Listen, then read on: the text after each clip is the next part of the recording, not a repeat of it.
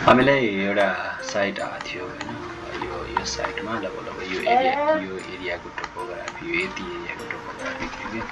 almost यो यति यो एरियाको टोपोग्राफी दिने साइट थियो कि हाम्रो होइन अब यसको साइट थियो भने हामीले अब यसको साइट हामीले लिनुपर्ने यो टोपोग्राफी गर्नुपर्दाखेरि यहाँबाट खोल्सी गएको छ यो लाइनमा होइन यो लाइनमा यसरी यो लाइन यो खोल्सीको भाग यहाँ सिधै यो हाम्रो त्रिशुली रिभर हो यो हाम्रो पृथ्वी हाइवे हो होइन अनि यहाँबाट होटल एरिया छ कि यो रेन्जमा अब हामीले यो यहाँ खोल्सी छ होइन अब यो रिभरबाट माथि उठाएको धेरै लगभग धेरै छ यसको यो अब तपाईँले यसरी रिभरले हामीले यसरी माथि चढ्यो भने यो खोल्सीमा आयो भने त प्रोफाइल हाई छ है प्रोफाइल हेर्नुभयो भने अलमोस्ट कति प्रोफाइल छ त हेर्नुहोस् लगभग तपाईँको डिफ्रेन्स हेर्नुहोस् त कति छ 39 मिटर छ ग्रस एलिभेसन 39 मिटर टप्सदेखि माथिसम्म अब यो केसमा हामीले यो केसको कन्ट्रोल कस्तो हुन्छ हेर्नु अब यहाँबाट यो फ्ल्याट लाइन छ यो पनि फ्ल्याट सर्फेस छ यो सर्फेस पनि फ्ल्याट छ यो पनि फ्ल्याट छ यहाँ घरहरू छन् सब फ्ल्याट सर्फेस होला अलमोस्ट फ्ल्याट हो होइन अनि यहाँबाट एलिभेसन हो कि किनभने यसले पनि के भन्छ त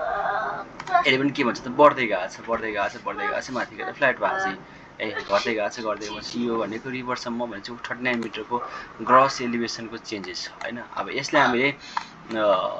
यो साइटले हामीले कन्ट्रोल गर्दाखेरि हामीले लगभग यो पोइन्टमा है हामीले यहाँनिर मेसिन सेट गर्यो है अलमोस्ट अनि यसको सबै यो एरियाको टोपोग्राफी लिएर त्यसपछि मेसिनले यहाँ मुभ गर्यो होइन त्यसपछि मेसिनले यहाँ यो हाम्रो जिसिपी छ ग्राउन्ड कन्ट्रोल पोइन्ट छ होइन त्यसपछि मुभ गर्दै मेसिनले अब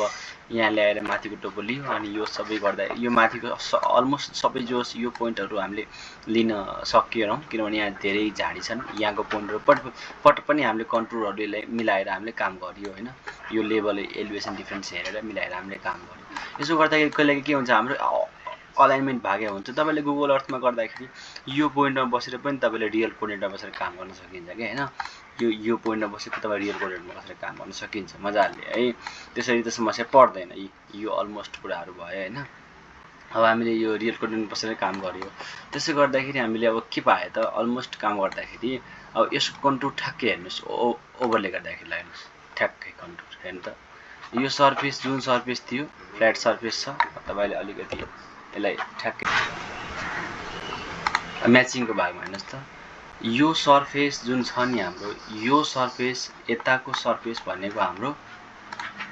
यो सर्फेस रहेछ यो सर्फेस यो पोर्सन रहेछ होइन ट्याक्कै मिलेको छ अनि अब मुनिपट्टि अब यो पुरा यो तपाईँ देख्नु भएको पुरा खाल्डो छ यो एकदम भिड छ क्या 25 देखि 30 मिटर लगभग हाम्रो हेर्नु यहाँ 80 मुनिपट्टि ग्याप 80 छ अनि यो 75 भनेपछि लगभग त्यही 25-30 मिटर ग्याप छ माथिसम्म आउँदाखेरि त धेरै भयो 310 छ यहाँ 310 छ यहाँ तपाईँको 275 छ अलमोस्ट तपाईँको कति भयो त त्यही 35 देखि 40 मिटरसम्मको डिफ्रेन्स देखिन्छ अब यसो गर्दाखेरि यहाँ हेर्नुहोस् तपाईँ ठ्याक्कै यो कुलो यो पोर्सन जुन हामीले यो पोर्सन कुलो भनेको थियो नि यो पोर्सन यो यता कुलो आएछ नि त्यो पोर्सन कुलो रेन्ज छ है नर्थले अगाडि नै गरौँ यो पोर्सन कुलो नै छ ठ्याक्कै हेर्नु त यो रिज लाइन गयो यसरी कुलो गयो होइन फ्ल्याट लाइन छ यो हाम्रो पृथ्वी हाइवे भयो फ्ल्याट लाइन भयो होइन यसरी गर्दाखेरि कन्टुर अब कहिलेकाहीँ हामीले तपाईँहरूले यो कन्टुरको कुनै पोइन्टहरू भागिरहेको हुन्छ केही गरेको हुन्छ त्यस्तो केही समस्या परेमा यु क्यान कन्ट्याक्ट अस है अब सबै थोक तपाईँले गर्न सक्नुहुन्छ तर आफैले पनि सकिन्छ है कुनै पनि कन्टुरहरू भाग छ के गर्ने मिलाउनलाई केही गाह्रो छैन बट के हुन्छ you have to know about the real contour like what is the real contour त्यो कन्टुर कस्तो नेचरको बन्छ के बन्छ भन्ने तपाईँले यसरी गुगल अर्थमाबाट पनि गर्न मिल्दैन तर के हुन्छ कि हामीले एटलिस्ट यो